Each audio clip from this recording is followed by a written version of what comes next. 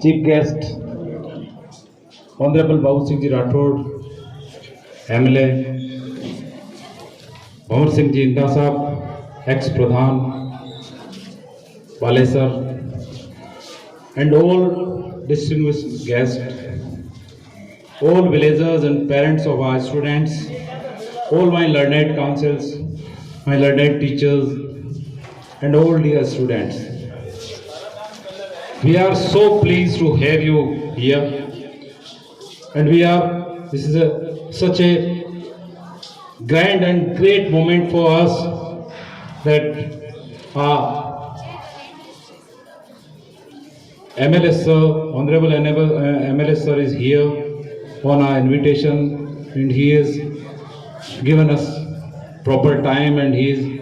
totally enjoying our cultural programs and continuously is motivating all of our students. So I thank from bottom of my heart for his kind-heartedness. I have some few words for you, some of our achievements, some of our plans which we have achieved and which we want to achieve. So please have a look. तो सबसे पहले तो साहब बाबू सिंह जी, चूँकि मैं जब college में था तो साहब मेरे सीनियर थे और मैं साहब के प्रेसिडेंट चुनाव में साथ था,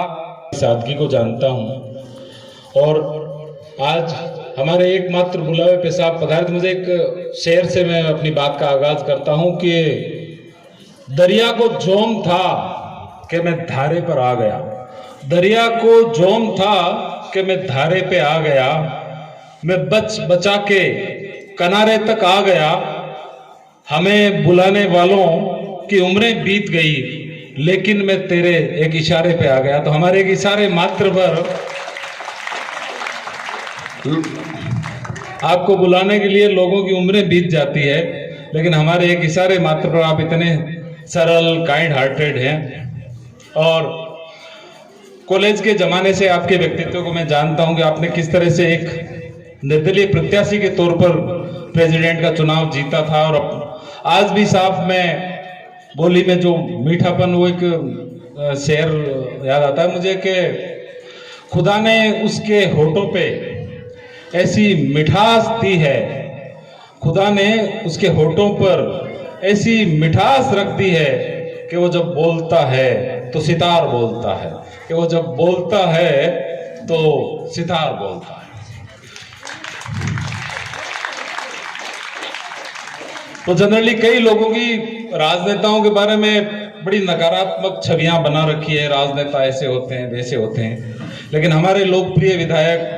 श्रीमान बाबू सिंह जी तो ये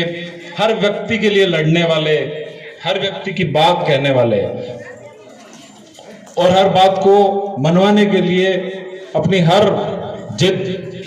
और इतनी विनम्रता बड़ों के साथ। तो आपका व्यक्तित्व ऐसा है कि दिल ऐसा कि सीधे किए जूते भी बड़ों के, दिल ऐसा कि सीधे किए जूते भी बड़ों के, और जिद की तो ऐसी कि खुद से उठा के ताज भी नहीं पड़ा।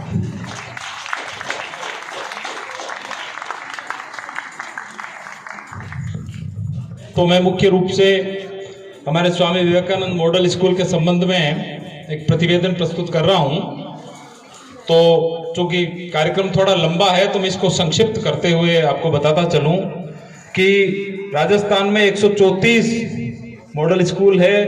और हमारे जोधपुर का सौभाग्य है कि पिछली जो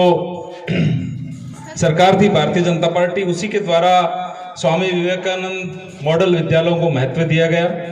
और जोधपुर में 9 मॉडल विद्यालय है, पूरे राजस्थान में 134 है और जोधपुर में 9 है। तो ये हमारा बड़ा सौभाग्य है कि बालेसर, शेरगढ़, ओसियां, बाप, फलोदी, भोपालगढ़, बिलाड़ा और लूणी और मंडोर, तो लगभग 9 ब्लॉक में हमारे यहाँ मॉडल विद्यालय है। तो मॉडल विद्यालय खोलने का सरकार का उद्देश्य यह था कि शिक्षा के क्षेत्र में वंचित, पिछड़े और मुझे खुद को विश्वास है कि हमारे परीक्षा परिणाम बहुत बेहतरीन रहेंगे। इसके अलावा हमारे यहाँ के 3 बच्चे शतरंज के अंदर राज्य स्तर पर, यहाँ से जिला स्तर, जोधपुर जिले में शतरंज के 3 बच्चे हमारे यहाँ से जीत के गए और जिन्होंने राज्य स्तर पर भाग लिया। प्रातः स्मरणीय पूज्य स्वामी विवेकानंद जी के चरणों में वंदन करते हुए सबसे पहले तो मैं साधुवाद देना चाहूँगा विश्वविद्यालय में मेरे साथी रहे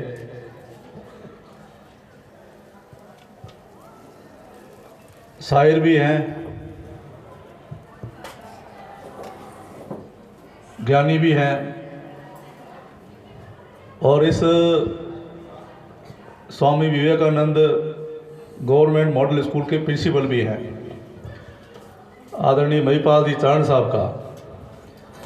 जिन्होंने स्वामी विवेकानंद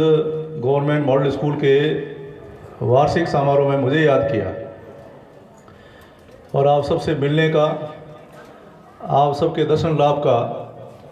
और आप सबके आशीर्वाद देने का अवसर मिला। इसलिए मैं आपका साधुवाद देना चाहूँगा, आपको धन्यवाद और आभार व्यक्त करना चाहूँगा।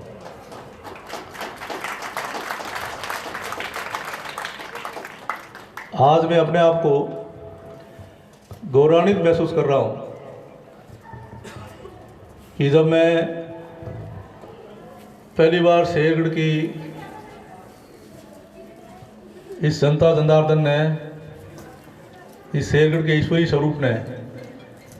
मुझे पहली बार विधायक निर्वाचित कर राजस्थान की विधानसभा में भेजकर जो सेवा का अवसर दिया था